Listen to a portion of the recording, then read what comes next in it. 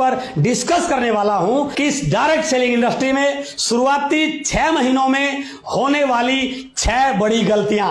जी हां, यदि इन शुरुआती दौर में इन छोटी छोटी गलतियों का हम हर डिस्ट्रीब्यूटर को एहसास करा पाए, हम हर डिस्ट्रीब्यूटर को इन गलतियां करने से रोक पाए, मैं दावे से कह सकता हूं शायद इस इंडस्ट्री जितना सक्सेस रेशो किसी और इंडस्ट्री में हो ही नहीं सकता है। लेकिन इनका पता ही तब चलता है जब व्यक्ति बहुत सारा टाइम उन चीजों पे लगा देता है जिससे उसका सक्सेस का ग्राफ ज्यादा आगे नहीं बढ़ पाता। और कई बार उसको इन बातों को जानने में इतनी देर हो चुकी होती है, वो इस इंडस्ट्री को कई बार क्विट भी कर जाता है या कई बार अपने आप से नेगेटिव पर्सन भी करता है कि मैं इस इंडस्ट्री में आया तो था पैसे कमाने के लिए, आया तो था नाम बनाने के लिए, आया तो था बहुत बड़ा काम करने के लिए, लेकिन किसी ने मुझे सही समय पर गाइड नहीं किया। यदि मुझे सही समय पर इन चीजों के बारे में बताया गया होता तो मैं भी इस इंडस्ट्री का एक बड़ा अचीवर बना होता। इस वीडियो के माध्यम से मैं आपसे बात करने वाला हूं वो कौन सी छोटी छोटी गलतियां होती हैं जो एक व्यक्ति शुरू के 6 महीनों में फेस करता है या उसकी वजह से आगे बढ़ नहीं पाता, और यदि वो इन चीजों का ध्यान रखे तो वो इस इंडस्ट्री का बड़ा अचीवर बन सकता है। एक नया व्यक्ति इस इंडस्ट्री में एक कच्ची कली के समान होता है, संभाल लिया तो खिल जाएगी और नहीं संभाला तो मुरझा जाएगी। तो इसलिए मैं नए साथियों से बात करने से पहले अपने तमाम सीनियर लीडर से भी यह जरूर कहना चाहूंगा कि जो गलतियां एक नए व्यक्ति से होती हैं वो गलतियां शायद हमने भी की होंगी। नया व्यक्ति तो गलतियां करेगा, हमें भी यह सीखना चाहिए कि उन गलतियों के करने के साथ भी उस व्यक्ति को कैसे आगे बढ़ाया जाए। हमें भी यह सीखना चाहिए उस व्यक्ति को एक बड़ा लीडर कैसे बनाया जाए। यदि हम उन चीजों को हैंडल करना सीख गए तो सामने वाले को उन गलतियां करने से रोक भी सकते हैं, उसे संभाल भी सकते हैं और उसे इस इंडस्ट्री का एक बड़ा लीडर भी बना सकते हैं। तो मैं आपसे बात करने वाला हूं वो 6 गलतियां कौन सी होती हैं जो एक नया व्यक्ति शुरुआती 6 महीनों में बार बार रिपीट करता है। उसमें सबसे पहली गलती और सबसे बड़ी गलती शुरुआती दौर में यह होती है कि बहुत सारे लोग इस बिजनेस को प्रायोरिटी देते ही नहीं हैं। बहुत सारे लोग इस बिजनेस को सीरियसली लेते ही नहीं हैं और बहुत सारे तो इसे बिजनेस ही नहीं मानते हैं। क्यों? क्योंकि जब वो ज्वाइन करते हैं इस बिजनेस में कोई बड़ी इन्वेस्टमेंट नहीं लगती, इस बिजनेस में कोई लाखों रुपए नहीं लगाने पड़ते, कोई ऑफिस नहीं खोलना पड़ता, और सबसे बड़ी चीज बताने वाला भी कई बार अपना परिचित होता है, हम उसको सीरियसली लेते नहीं, या कई बार ऐसा भी हो जाता है हमारी क्वालिफिकेशन ज्यादा होती है और बताने वाला या ज्वाइन करवाने वाला शायद हमारे से कम क्वालिफाइड होता है, हम उसकी बात को ज्यादा तवज्जो देते नहीं है। या कई बार यह भी होता है हमारा ओहदा, हमारा पद, हमारी पोस्ट बड़ी होती है या हम कुछ ज्यादा कमा रहे होते हैं और सामने वाला हमारे से कम कमा रहा होता है, तो शायद हम उसकी बात को ज्यादा सीरियसली लेते नहीं हैं। तो इसलिए मैं सभी साथियों से बताना चाहूंगा ये एक बहुत बड़ी इंडस्ट्री है और एक बहुत बड़ा बिजनेस है। यदि मैं बहुत बड़ी बात नहीं बोल रहा, डायरेक्ट सेलिंग 21वीं सदी का सबसे बड़ा व्यवसाय बनने जा रहा है। तो मैं आप लोगों से जरूर ये अपील करना चाहूंगा, आप एक बार इस इंडस्ट्री के बारे में पूरी तरह से देखिए, ये डायरेक्ट सेलिंग इंडस्ट्री क्या है। और यदि आप किसी अपने नए साथी को, शुरू में जुड़े व्यक्ति को इस बिजनेस में सीरियस करना चाहते हैं, उसको ये बिजनेस प्रायोरिटी पर लेने के लिए प्रेरित करना चाहते हैं, तो आप भी बैठ करके उसके पास इस बिजनेस की पूरी डिटेल उसके साथ शेयर कीजिए। डायरेक्ट सेलिंग क्या है ये उसको बताइए, ट्रेडिशनल मार्केटिंग का इंडिया में कितना बड़ा टर्नओवर है ये उसके साथ शेयर कीजिए। और यदि ये ट्रेडिशनल मार्केटिंग का टर्नओवर डायरेक्ट सेलिंग में कन्वर्ट हो गया तो ये इंडस्ट्री हजारों करोड़ की हो सकती है, ये डाटा उसको दिखाइए। फिक्की और केपीएमजी की रिपोर्ट दिखाइए। और भी यदि आप उसको ज्यादा मोटिवेट करना चाहते हैं, ज्यादा एक्टिव करना चाहते हैं, तो WFDSA का डाटा दिखाइए कि वर्ल्ड में ऐसे कितने कंट्रीज हैं जहां इस इंडस्ट्री का लाखों करोड़ों का टर्नओवर हो रहा है। जब वहां पर लाखों करोड़ों का हो सकता है तो आने वाले समय में हिंदुस्तान में भी इस इंडस्ट्री का लाखों करोड़ों का टर्नओवर हो सकता है। यदि आपने उसको इन सारी चीजों से अवगत कराया तो मैं दावे से कह सकता हूं वो इस बिजनेस को सीरियसली भी लेगा, इसको प्रायोरिटी भी देगा और इसके प्रति काम करने के लिए कुछ समय भी निकालेगा। तो इसलिए पहली जो गलती होती है कि वो इसको सीरियस ना लेना, हमें इसको ठीक करने के लिए उसके साथ इन सारे डाटा पर काम करना चाहिए। दूसरी गलती एक नए व्यक्ति से क्या होती है, वो सीखने से बचता है। जब उसको इस बिजनेस के सीखने के बारे में बताया जाता है तो अक्सर कई लोग ये बोलते हैं इसमें सीखने जैसी क्या बात है, कुछ लोगों को ही तो जोड़ना है, जोड़ने में मैं बहुत एक्सपर्ट हूं, मैं बहुत लोगों को जानता हूं। मैं बिल्कुल मानता हूं आप बहुत लोगों को जोड़ सकते हैं। मान लीजिए आपने कुछ लोगों को इस बिजनेस के बारे में बात की और हो सकता है आपका प्रभाव ऐसा हो वो आपके साथ जुड़ भी जाएं, लेकिन कई बार ऐसा भी हो जाता है जब व्यक्ति 4, 5, 6, 7 लोगों से बात करता है और वो व्यक्ति मना कर देता है तो सामने वाले का पता भी नहीं चलता वो कब इस इंडस्ट्री से गायब हो जाता है। गलती कहां से हुई, उसने सीखा ही नहीं कि मैंने लोगों से बात कैसे करनी है। दूसरी चीज, दुनिया में ऐसा कौन सा काम है भाई साहब जो बिना सीखे चल सकता है। अरे यदि आप एक साइकिल को ठीक करने का काम भी करना चाहते हैं उसको भी सीखना पड़ता है। यदि आप कपड़े सिलाई का काम करना चाहते हैं उसको भी सीखना पड़ता है। यदि आप कोई मैकेनिक बनना चाहते हैं उसको भी सीखना पड़ता है। यदि आप कोई और व्यवसाय शुरू करना चाहते हैं उसको भी सीखना पड़ता है। दुनिया में ऐसा कोई काम नहीं जो बिना सीखे हो सकता हो। तो ये हजारों करोड़ का टर्नओवर जो आपके साथ होना है, आपकी डाउन में होना है, उसको बिना सीखे आप कैसे सिखा सकते हैं। इसलिए इसको सीखिए, इस बिजनेस की टर्म्स को सीखिए, इस बिजनेस में क्या क्या चीजें आपको चाहिए उनको सीखिए, लिस्ट कैसे बनानी है इसके बारे में सीखिए, लिस्ट बनाने के बाद सामने वाले से कैसे मिलना है, अपॉइंटमेंट कैसे लेनी है इसके बारे में सीखिए। यदि आपका अपलाइन आपको सीखने के लिए बोलता है तो आप उसके पास बैठ के हर विषय के बारे में जानकारी लीजिए। और कई बार गलती यह भी हो जाती है हम लोगों को प्रोडक्ट की ट्रेनिंग देने लग जाते हैं और खुद प्रोडक्ट को यूज भी नहीं करते हैं। ऐसी गलती कभी नहीं करनी है। पहले प्रोडक्ट को खुद यूज कीजिए, उस प्रोडक्ट के बारे में जानकारी लीजिए, उसके क्वालिटी और रेट को समझिए, मार्केट के रेट और क्वालिटी से कंपेयर कीजिए और फिर आप जब लोगों को बताओगे तो आपकी बात में कॉन्फिडेंस होगा, आपका आत्मविश्वास होगा और लोग आपकी बात पर यकीन भी करेंगे और आपके साथ ज्वाइन भी करेंगे।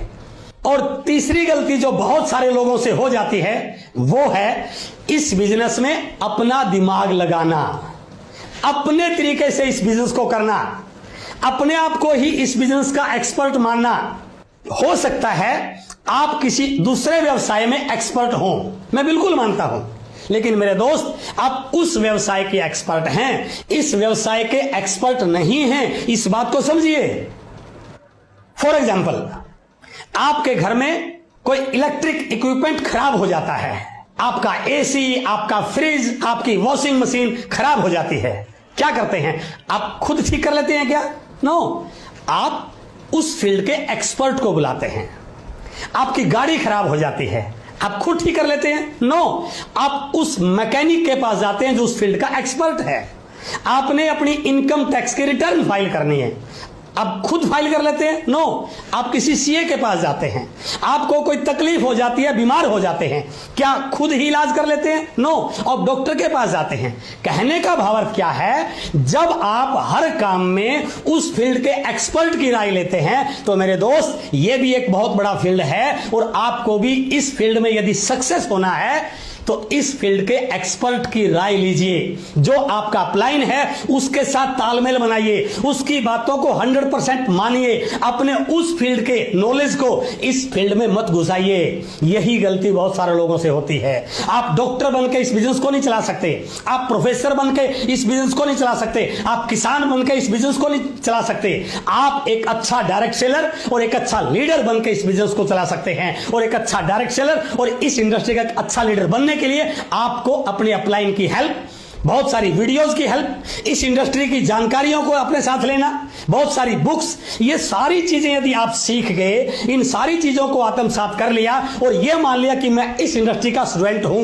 यदि आप शुरू के 6 महीने स्टूडेंट बनकर इस इंडस्ट्री में काम करते हो, मैं दावे से कहता हूं एक दिन आप इस इंडस्ट्री के लीडर बन जाते हैं। क्यों? क्योंकि ये बोला भी गया है जो शुरू होता है वो एक दिन जमाने का गुरु भी हो जाता है। तो इसलिए अपने उस ज्ञान को कुछ समय के लिए यहां पर मत लगाइए, अपने दिमाग को थोड़े समय के लिए अपने उसी फील्ड में लगाते रहिए, और यहां पर जो आपका एक्सपर्ट है वो आपकी हेल्प कर सकता है। क्यों? क्योंकि यदि मैं अपना एग्जांपल दूं, मैंने यहां तक आने में, इस लेवल तक आने में कम से कम 10,000 गलतियां की होंगी। तो आपके पास एक ऑप्शन तो यह है, आप अपना दिमाग लगा करके यही गलतियां रिपीट कीजिए, तो आपको भी इस लेवल पर आने में 20 साल लग जाएंगे। दूसरा यह काम भी हो सकता है, यदि आप मेरी राय लेते हैं या अपने अपलाइन की राय लेते हैं, तो वो क्या करेंगे, आपकी टीम में या आपके बिजनेस के काम करने में उन गलतियों को रिपीट नहीं होने देंगे। तो उसका क्या फायदा मिलेगा? जो लेवल मैंने 20 साल में अचीव किया है, वो लेवल आप 5 साल में अचीव कर सकते हैं। इसलिए यह गलती कभी मत कीजिए। और चौथी और बहुत सारे लोगों के द्वारा होने वाली गलती कि हम बहुत जल्दी हिसाब किताब लगाने लग जाते हैं। 2, 4, 6 महीनों में ही कैलकुलेट करने लग जाते हैं, कितना खर्च किया, कितना आया, कितना काम किया, कितना आया, कितनी मेहनत करी, क्या आया। मैं बिल्कुल मानता हूं कि आपको बिजनेस में आगे बढ़ना चाहिए, हर महीने लेवल को अचीव करना चाहिए, हर महीने इनकम को बढ़ाने के लिए काम करना चाहिए। लेकिन मेरे दोस्त, ये एक बहुत बड़ी इंडस्ट्री है, हजारों करोड़ की इंडस्ट्री आप बिल्ड करने जा रहे हैं। ये शुरू में 2-4 महीने की कैलकुलेशन से ये बिजनेस चलने वाला नहीं है। आप किसी और भी एक स्तर की बात कीजिए, एक दुकानदार मार्केट में अपनी शॉप लगाता है, 20, 30, 50 लाख रुपए इन्वेस्ट करता है, क्या पहले दिन से ही इनकम आनी शुरू हो जाती है? नो, 2, 4, 6 महीने बैठता है, ग्राहकों से बात करता है, टाइम लगाता है, दुकानदारी सेट होने में भी 4, 6, 8 महीने लग जाते हैं। आप डॉक्टर बनते हैं, 5 साल तक पढ़ाई करते हैं, 5 साल तक डॉक्टरी की पढ़ाई करने के बाद फिर आप डॉक्टर बनते हैं। केवल MBBS में एडमिशन लेने से आपकी इनकम शुरू नहीं होती। आप किसी और फील्ड में जाते हैं, जहां पर भी आप कोई कोर्स करते हैं, क्या कोर्स में एडमिशन लेते ही आपकी इनकम शुरू होती है? नो, आपने इस इंडस्ट्री में एक बड़ा अचीवर बनने के लिए, फाइनेंशियल फ्रीडम लेने के लिए, सिक्योरिटी लेने के लिए, आने वाली पीढ़ियों को मजबूत करने के लिए इस इंडस्ट्री में अपनी एंट्री ली है। तो इसलिए 6 महीने की कैलकुलेशन, 6 महीने की मेहनत, 6 महीने की आउटपुट को इस इंडस्ट्री के रिजल्ट से मत तोलिए। इस इंडस्ट्री को बिल्ड करने में आपको टाइम लग सकता है, थोड़ा पेशेंस रखिए। हाँ, यदि सीखते रहेंगे तो रिजल्ट जल्दी आ जाएंगे। बिना सीखे करोगे तो बहुत सारा टाइम खराब हो जाएगा, लेकिन सीखते रहोगे, सिस्टम की हेल्प लेते रहोगे, अपलाइन की हेल्प लेते रहोगे, सारी चीजों को सिस्टम के अकॉर्डिंग करोगे तो रिजल्ट जल्दी भी आ सकते हैं। लेकिन फिर भी ये मेहरबानी कीजिए कि 6 महीने की कैलकुलेशन को इस बिजनेस के आने वाले रिजल्ट से मत कंपेयर कीजिए। ऐसा भी हो सकता है पहले 11 महीने में जो इनकम आई, हो सकता है 12वें महीने की इनकम टोटल 11 महीनों की इनकम से बड़ी होगी। ऐसा भी होगा पहले 5 साल में जो इनकम आई, अगले 1 साल की इनकम पहले 5 साल की इनकम पे भारी पड़ सकती है। ऐसा भी हो सकता है पहले 10 साल में जो कमाया उतना अगले 1 साल में आ सकता है। लेकिन वो तभी होगा जब आप पेशेंस के साथ लगे रहेंगे और सीख कर आगे बढ़ते रहेंगे। और 5वीं गलती बहुत सारे लोगों से यह हो जाती है, लोगों के द्वारा दी गई प्रतिक्रिया या कमेंट से आप प्रभावित होना शुरू हो जाते हैं। बिजनेस के उतार चढ़ाव से आप नेगेटिव होना शुरू हो जाते हैं, कभी नेगेटिव, कभी पॉजिटिव, कभी अपलाइन से बात कर ली, कभी नहीं कर ली, कभी फील्ड में गए, कभी नहीं गए। तो उन चीजों से प्रभावित मत हुई। मैं बिल्कुल इस बात को आपके साथ शेयर करना चाहता हूं। लोग आप पे कटाक्ष भी करेंगे, लोग आपका मजाक भी उड़ाएंगे, लोग आपकी टांग भी खींचेंगे। कई बार ये भी लोग बोलना शुरू कर देंगे, तेरी कार जो आनी थी कहां गई, क्योंकि आपने बोला होगा मैं बहुत जल्दी कार लेने वाला हूं। कई बार लोग आपको यह भी बोलेंगे तू करोड़पति बनने वाला था, क्या हुआ करोड़पति भाई? तो दोस्त, हमेशा फल वाले पेड़ों पर ही पत्थर लगते हैं। और मैं एक बात को और मानता हूं, यदि लोग आपके बारे में चर्चा कर रहे हैं, यदि लोग आपके बारे में प्रतिक्रिया कर रहे हैं, तो यह मान लीजिए आप कुछ अलग हटके कर रहे हैं। क्योंकि इस दुनिया में सीधे ट्रैक पर चलने वाले ने कोई इतिहास नहीं बनाया, इतिहास उन्हीं लोगों ने बनाया है जिन्होंने ट्रैक से हटके सोचने की हिम्मत की है। और आप एक ऐसी इंडस्ट्री में आए हैं जहां पर आप न केवल अपना भला करेंगे, बल्कि आपके माध्यम से लाखों करोड़ों लोगों का भला होने वाला है। इसलिए इन चीजों से आप मत होइए। कई बार बिजनेस अप डाउन भी हो जाएगा, बिजनेस का पार्ट है, इससे आप नाराज मत होइए। कई बार हम अपलाइन से ही नाराज हो जाते हैं, गलतफहमी पाल लेते हैं। मेरे दोस्त, अपलाइन आपके पास भगवान के द्वारा दिया गया वो अजूबा है जो आपकी जिंदगी में 4 चांद लगा सकता है। लेकिन हमारी गलतफहमी हो जाती है, हम ये मान लेते हैं शायद मैं अपलाइन के लिए काम कर रहा हूँ। मेरे दोस्त, जिस व्यक्ति को काम करना है ना, उसको तो लाखों नहीं करोड़ों लोग और मिल जाएंगे, लेकिन शायद यदि उस व्यक्ति का फोकस आपसे हट गया तो आपके लिए आने वाले समय में बिजनेस में बहुत सारी दिक्कत आ सकती है। इसलिए इन चीजों से कभी प्रभावित मत होइए। बिजनेस अप्स एंड डाउन है तो अपलाइन के पास बैठ के काउंसलिंग कीजिए, टीम को मोटिवेट कीजिए, बिजनेस को सीखिए, नई लिस्ट बनाइए, नए लोगों को अपने बिजनेस में लेके आइए, अपने एक्साइटमेंट का लेवल बढ़ाइए, अपनी एनर्जी लेवल को बढ़ाइए। और यदि आपने इस पॉइंट को सही ढंग से हैंडल कर लिया तो ये थोड़ा समय होता है उतार चढ़ाव का, उसके बाद आपके बिजनेस में कभी डाउनफॉल आने वाला ही नहीं होगा। एंड द 6th और लास्ट गलती, हर समय किसी के भरोसे रहना। मैं बहुत लोगों को जानता हूं, काम कर रहे हैं, लेकिन जब भी कोई जिम्मेदारी लेने की बात आती है या तो ऊपर बात करते हैं या नीचे बात करते हैं, जिम्मेदारी लेने से बचते हैं।